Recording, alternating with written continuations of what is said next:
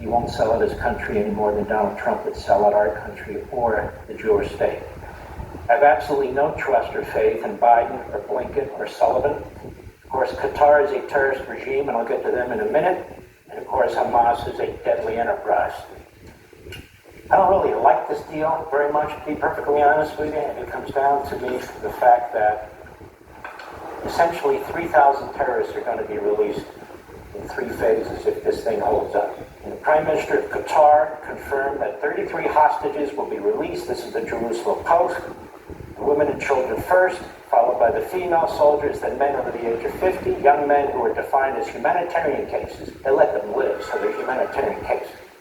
In exchange, Israel will release about 2,000 convicted terrorists, including about 250 who were sentenced to life imprisonment because they're killers.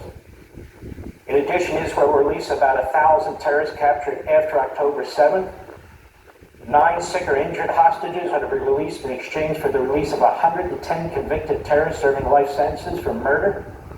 Israel will release 1,000 prisoners from Gaza, all of whom were arrested after October 8th, 2023. None were directly involved in October 7th. Elderly hostages over the age of 50 are being released at a ratio of 27 life sentence prisoners and 31 other prisoners per elderly hostage. So you can see, that is 58 terrorists in exchange for 1 elderly prisoner who's Jewish. It goes on about how they're going to handle this, and it has use of hostages. And that's the other thing that bothers me a great deal. This is dealing with terrorists that is sanctioned by the United States. Dealing with a terrorist regime that promises to do more hideous, massive murder against the Jews. That's Hamas's mission. Hamas survives. They survive in Gaza. They will rebuild, at least try to. They will expand, at least try to. You heard Trey Yingst, I agree with him.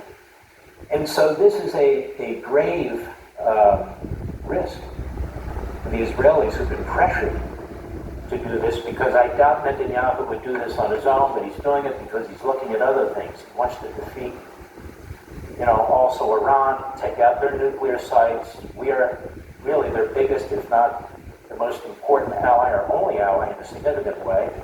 It's a tiny little country surrounded by barbarians, and it needs us. But this whole thing, we would never release 3,000 terrorists in exchange for anything. Can you imagine? We've allowed people to go out of Guantanamo Bay, when Obama did, when Biden did the other week. Holy hell. We raised holy hell, didn't we? We said, what are they doing? How could they possibly do it? Imagine 3,000. And look what they did to the Jews in Israel, to these 1,200 people. I pulled out the reports. The horrendous, barbaric activity against the women, the gang rapes, the mutilation of the genitalia, the decapitation in front of mothers, cutting open mothers' stomachs and taking the baby out. It goes on and on and on, the horrendous things that took place. And you're sitting down and you're negotiating with these people, you're releasing 3,000 terrorists. This isn't a victory for anybody.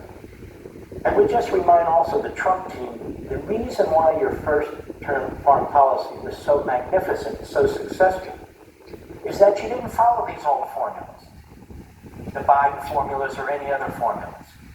You thought out of the box, you did the things you needed to do, and I believe, hopefully, from this point forward, that will take place. I'm not one to sit here and say we should scuttle this, or that I should use my voice to scuttle it. If this is what the Israeli government and the Trump administration think needs to be done, that's fine. But there are red lines. There must never be 2 states. There must never be a so-called Palestinian state carved out of Israel. They want to carve it out of Saudi Arabia, go for it.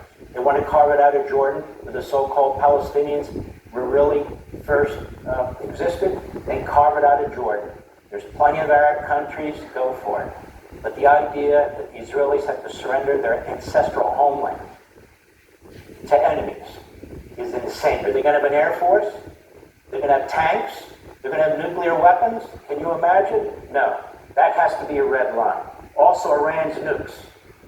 They have to be destroyed. Those nuclear sites have to be taken out. They must be taken out.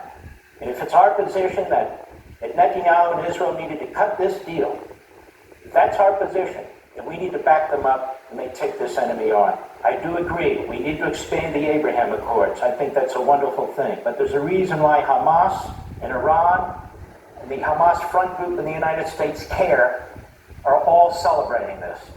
All of them. There's nothing to celebrate. This was done, and it's done. The one saving grace is if Hamas violates any of these phases, shoots any missiles into Israel, Israel can go in and obliterate them. It's my understanding that the Trump administration won't permit it. Now, briefly, I want to talk about Qatar. I don't know what the hell Qatar is doing as a mediator. I don't know what the hell we're doing with Qatar, or any of our envoys are doing with Qatar. Qatar is doing God's work. Is that what I heard us say? Doing God's work? $1.8 billion to Hamas over the years. It protected Hamas's leadership right up to the election of Donald Trump. It's doing God's work.